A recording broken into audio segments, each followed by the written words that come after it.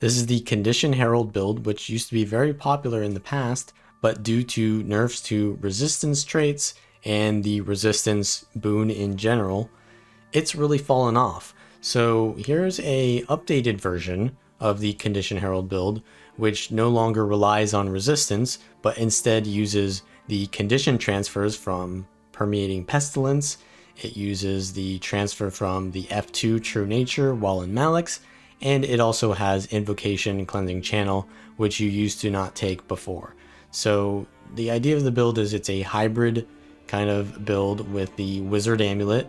I use the Rune of Ice, which is going to give you a little bit more vitality and chill duration, and this build really likes chill, and you also will chill enemies around you whenever you use an elite skill on a 10-second cooldown. So you have your Malix Elite, which has basically no cooldown, so when you start using that, you'll see a little icy burst around you at the end of that animation, and that will chill enemies, and because you have Abyssal Chill, that will also give Torment. So chilling enemies is already very strong, but with this build, you're going to be giving a lot more Torment when you chill. And obviously in your Facet of Chaos is also going to be able to give you an instant chill from the Rune of Ice, so that's also very nice.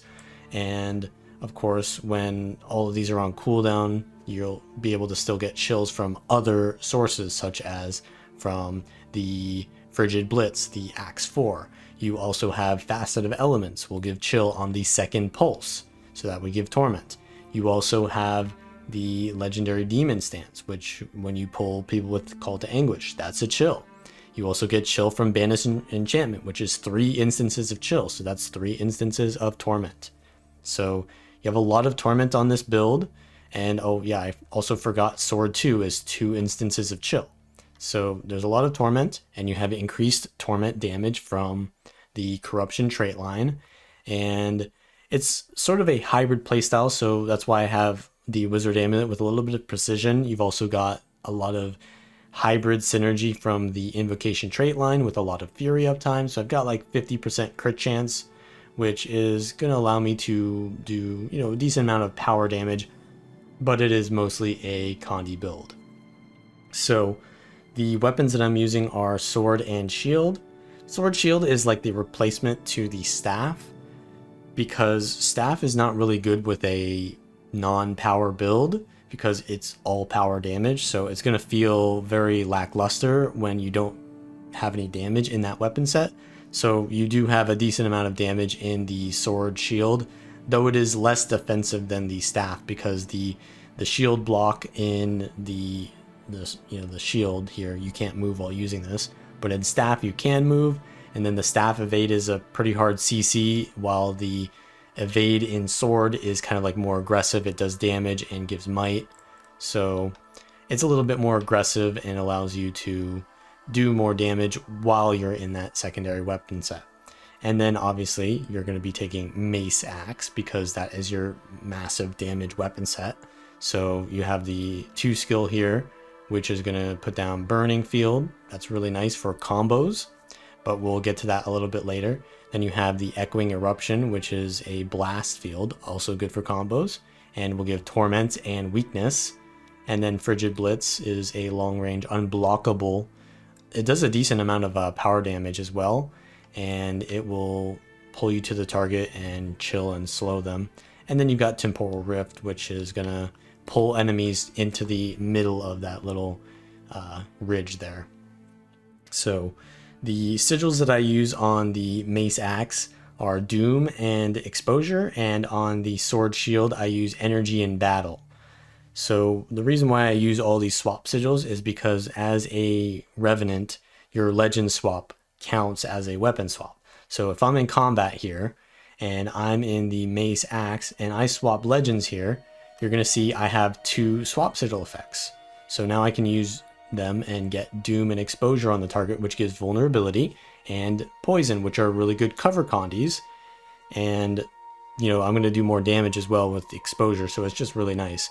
So if you tend to swap your legends before you swap your weapons, you'll get essentially 4 sigil effects, because if I swap my legend, I get the Doom Exposure, And then if I swap weapons, I get the energy in battle. You can see I get the might. And the might is just nice for a little bit of extra damage because this is a hybrid build. So if you want to go for cleansing there, that's fine. But since you have plenty of cleansing anyways, I don't really like to do that. So yeah, the sigils are very swap oriented, and you don't want to swap into the sword shield unless you're taking a lot of pressure or you think you need that little last bit of chasing potential to finish someone off, because the sword, it still lacks a bit of damage, but there is a very good combo that you can use. So if I'm in the Mace here and I use the Mace 2, that's going to put down a fire field. And there's a lot of things you can do with that fire field. So I can either be in Malix and I can leap through that and get a fire aura. Anytime anyone who attacks me, they'll get burning. So that's kind of nice. But what about Blast? Blast will give me might, which is kind of nice. But if I use my sword 2 in the fire field, that's a whirl finisher. So if you look at the target here, I'm going to use Mace 2 on them, and it pulses 1 burn every second, and that's not bad. But what if I do the sword 2 in that? You can see it stacks up to 5 burning very quickly. And that's because the whirl finishers all hit the same target. So you want to use your sword 2 inside the target while you're in there, and you get quite a bit of burst damage. And to land that efficiently, you're going to need to CC the enemy. So usually you want to use Call to Anguish, which is one of your strongest abilities, to pull enemies into your fissure there. So what I like to do is I'll do the Searing Fissure, and then I'll pull them into it, which will give me a fire aura. And then I can use the sword 2. So I'll do the combo here, pull them in, and give out the burning there. You can see quite a bit of burst damage, and it'll give out Torment, of course, because it's going to be chilling them from the sword 2 and chilling them from the Call to Anguish. And it's going to just organize the entire enemy team into all of your AoE.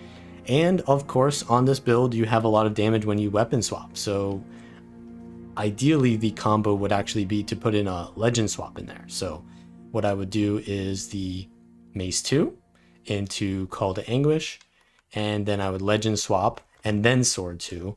And you can see the condies are pretty high there. It gave out the exposure, it gave out the doom, and that gave out a lot of vulnerability and poison, and then it gave out the burns, torment from the invoking torment. And of course, if I swap into the dragon stance here from Song of the Mists, that will give out the burn and the chill. So that'll give out even more burn and even more torment from swapping into the, and if I swap into Malix, it will give slow and torment. So yeah, swapping legends is going to give quite a bit of value. So you want to do combos around swapping legends there.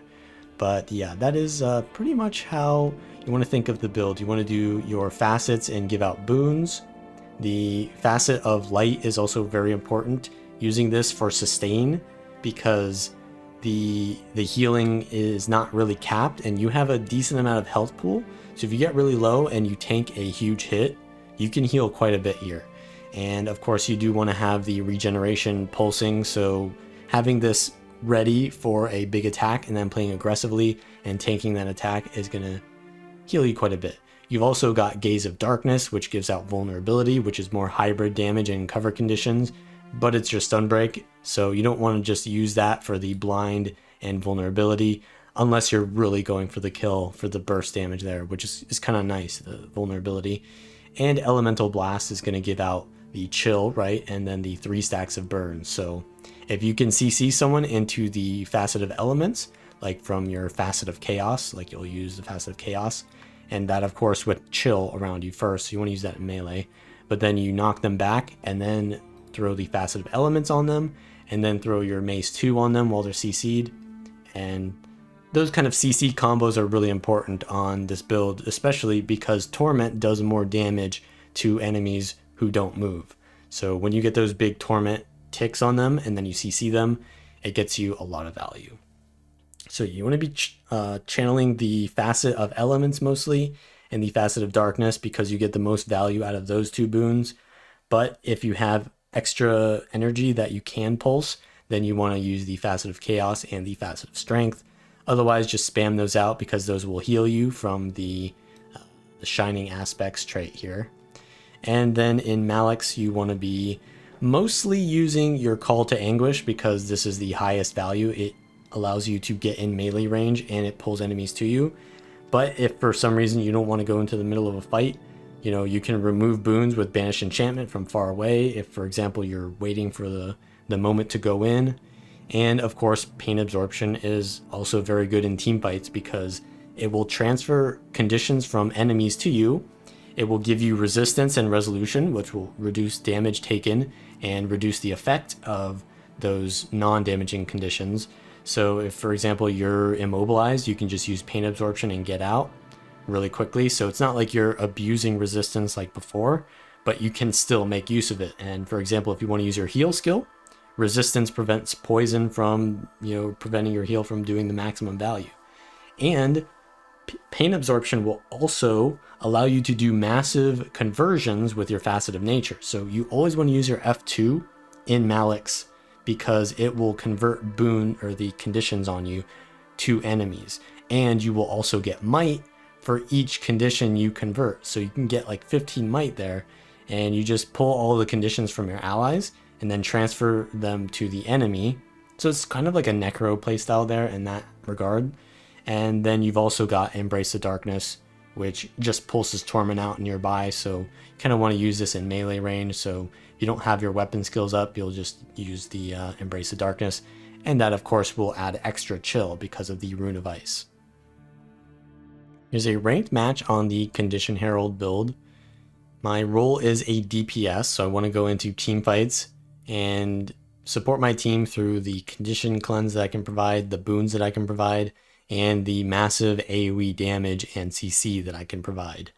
So I'm getting shot by a ranger here, so I just back up and see that their Holosmith is overextended. I land a really good Facet of Chaos there, and we're just going to chase this kill here. I see that they're blocking, so I'm going to use my unblockable boon rip, and that's going to help us get the kill there. Now I see my ally is alone on the node, so I'm going to go there and try to prevent them from dying. I could use my Malix to Pain Absorption and give them resistance if they were immobilized there, but they had enough escape there. I did use Pain Absorption there, which actually, it got a fear, which then I transferred to the Soul Beast there, and it actually feared the Soul Beast, which was kind of nice because I wasn't feared because I had resistance. I took the fear from my ally and I put it on the enemy. So yeah, the Pain Absorption into the Malix F2 can really be strong here. So I'm going to do that again. And even if you don't land, for some reason, it'll still cleanse the conditions, even if you don't transfer them. Not really sure how that works, but yeah, Pain Absorption into the F2 is just really strong. So we're gonna probably rotate out of here because we've got all of the kills in that team fight. We've won that, but we've lost sides because we overcommitted, but at least we won mid. So we're gonna head into far and help out our teammate here. I see, yeah, there's a Soul Beast and a Necro. It's like a mini Necro, so I probably want to go on the Soul Beast here. So I'm going to chase that and put my Facet of Elements on the node. So if they want to hold the node, they have to take the pressure there. I land my Rune of Ice into the Facet of Chaos. And I'm just going to back off here because I'm kind of low on energy. I do use the unblockable there just to put some chill on them, pressure them with the Torment. And yeah, we're just going to chase this. I'm pulling some energy here and I land a really good Call to Anguish, which is going to finish off this kill here. Put down the Facet of Elements to cleave the down body. And now we're going to try to focus this Necromancer, which is very tanky. So here I'm going to probably, yeah, I'm going to wait to use my F2 because there's not enough pressure on me. I see they use their Tainted Shackles. So I wait until that immobilizes me and then I transfer that. And yeah, you can see I transferred like 14 Torment and Immobilize back to the Necro there. So that allowed us to get the kill very quickly, which is nice because normally it takes a long time to kill core Necros. So in the current situation, we want to go to mid, but looks like we had one person die. So this might not be the most, the most favorable situation. I see their Ranger is low, so I'm going to go on it. They go in stealth and I can reveal them with the Facet of Darkness, and they actually get, I somehow got like 11 torment on them, not sure how, but yeah, they went down mid escape there, so that was really good that we can get that ranger before they're able to disengage. But the necro is coming in. I try to interrupt their res with my facet of chaos, but yeah, they get it off still, and now the ranger's alive, and I'm going to be chasing them, but I am kind of low, so I'm playing a little bit carefully. The other soul beast is on me now, and I use my facet of light in the middle of their CC burst, and now I see that, yeah, the enemy is killing my team here, so I'm going to back off and try to maybe disengage, but yeah, I'm going to get pulled into the center area, and I'm going to have to go towards mid. But it's not that bad if they get the top buff because they don't really have any points. So I'm going to +1 the soul beast here, make sure that our team gets the kill. I use the facet of chaos mid sword 3 because it's an instant cast, so it allowed me to chill them in the middle of that cast, and yeah, it just helps me to lock them down further with that really debilitating condition, chill. Now we're in a very volatile situation because we've got a trip cap, but if we want to hold all of these nodes, that means that we need to defend them all, and if no one attacks one of the nodes, then someone else is going to be outnumbered elsewhere. So I am being very careful to watch the respawns, and if my necromancer gets too outnumbered at far, then I'm going to go and help them. But I see the respawning ranger, and I'm going to pressure them in roads because I don't want to fight them on the node. I want to fight them in the roads where, you know, they're not going to contest the node.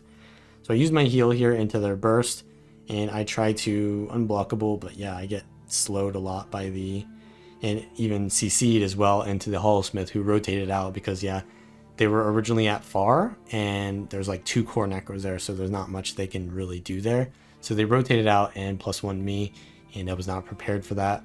So yeah, this build is very good at countering conditions, but when you go against 2 power burst classes like that, you have to have your, you know, infused light, and you have to have your shield blocks up, or you're going to get bursted very hard.